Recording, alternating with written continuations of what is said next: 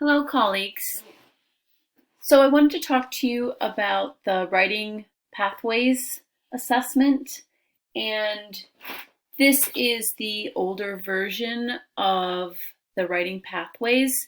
When you order this particular assessment, you can get the spiral bound assessment so that there's easier access to certain components of this particular assessment.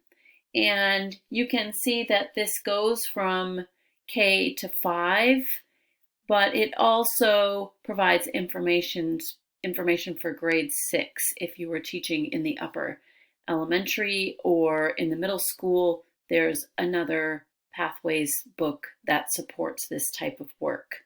So this is a assessment that it provides you with various performance assessments in different genres, in opinion, informational, and narrative writing. And it gives you a learning progression across the different areas within a piece of a genre of writing. And it gives you some student checklists so that you can engage students in self-assessment. There are rubrics for each area, as well as leveled writing exemplars, which I think is so critically important for teachers to be able to see a few different examples of what would be considered to be grade level work. This particular assessment is lined up with the Common Core standards for each grade level. And you can see that I have structured my particular copy to have tabs so that I have easier access. If I were to order it, I would just simply order the spiral bound version of this particular kit. So this particular assessment also has additional online resources that you can go to the Heinemann website for, so that you can print out step-by-step rubrics for students, checklists for students, and also particular parts of the rubrics are also include little graphics for the students so that they don't just have written text in front of them, but also visual information, which is helpful to support English language learners. And you can see that it really gives you the directions on how to administer each portion of this assessment. It breaks each part of the tools down for you so that you can use this particular book as an all-inclusive way to look at the work for students. And it divides everything out into genres for you so that that work is supported. These writing assessments can be given whole group to the entire class. That is the typical expectation, or they can be given in a small group or in a one-on-one with students. Each genre comes with a grade level prompt. They're all very similar so that you can vertically align your curriculum through each grade level. So students are very familiar after kindergarten, first grade, second grade, the prompts remain similar, and students really have a good expectation of this particular work so that it engages your school in not only grade level conversations, but also vertical conversations so that you can begin to see the development of students and the expectations for students in particular grade levels, so that a kindergarten and first grade teacher could have conversations, first grade and second grade, or you could look across spans of grade levels so that you can see how students are doing across your grade level and actually use the student work to engage in the conversations so that everyone has the same cohesive language using this particular assessment, and that your administrators also understand the expectations for students. So over time, you'll begin to develop your own criteria for the expectations of your students and also comparing them to the Common Core state standards. So what do those expectations look like in accordance to MCAS rubrics? So how have teachers in K-2 prepared students for grade 3 and beyond expectations for standardized statewide assessments. So this can support your conversations in all areas school-wide.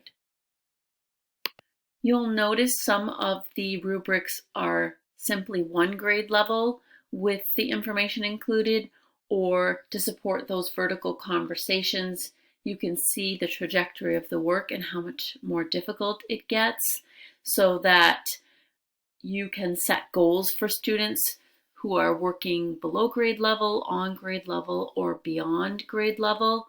And each one of the rubrics is structured for an overall all grade level expectation, or you can simply look at leads across a grade level, how students are doing transitioning from one section of their writing to the next, or how they're doing within the endings. So some of the work you can actually think about some samples for students so that you're using anchor charts to support what each portion of the work looks like.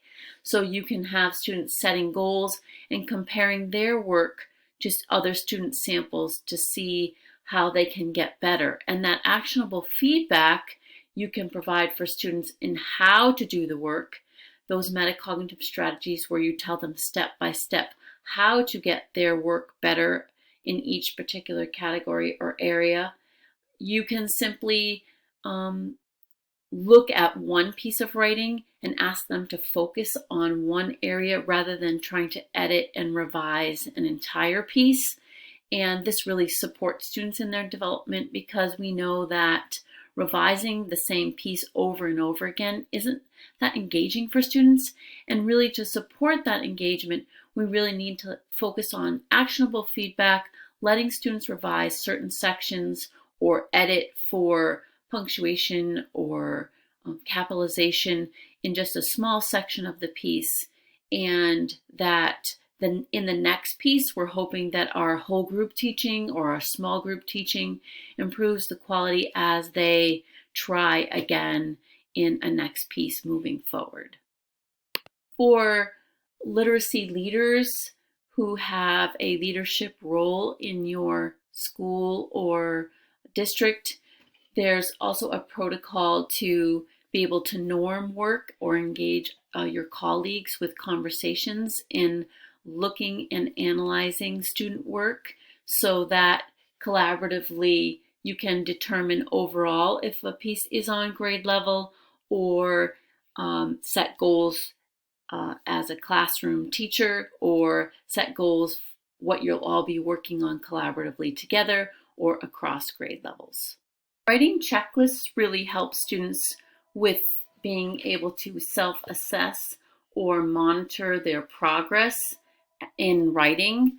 However, these tools are not effective without explicit instruction or examples for students to be able to see what the expectations are. So it's really not realistic that we would think that a kindergarten friend would begin to think about each area of their literacy development and then be able to determine where they are at in the progression.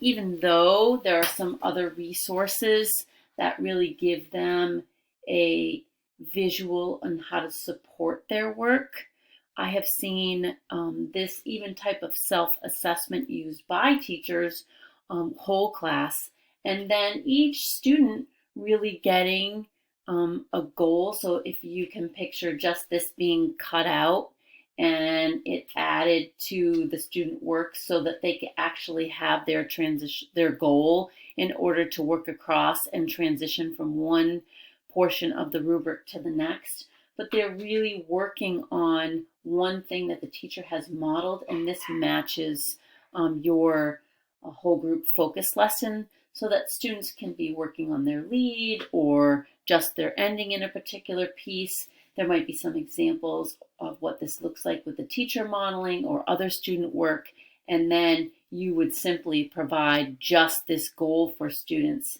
and they would be able to determine whether or not they've met the goal and how they've done that. So that actionable feedback that you provide for them, or those writing conferences that you're having with students, that they can say, yes, I have met this goal because I've done X or Y. So those conversations that really are provided through oral language, that you're keeping anecdotal notes on students, and then that evidence in the writing piece. And what does the student notice about their work and how they are engaging with the goal that they've been provided by you.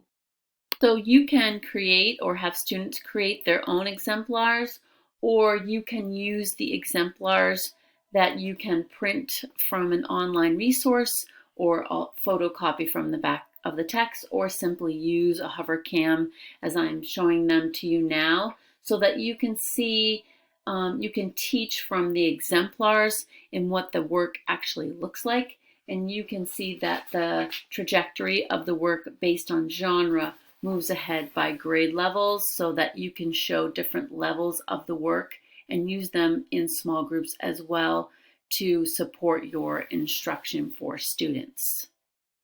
In addition, there are samples of student writing without the illustrations that are annotated for teachers that really take those writing goals and show you how they exist in a piece of writing, so that you can see what it looks like a particular prompt in kindergarten or in first grade, right? And it moves all through the grade levels, so that you can see how it gets more and more complex all the way up to grade 6.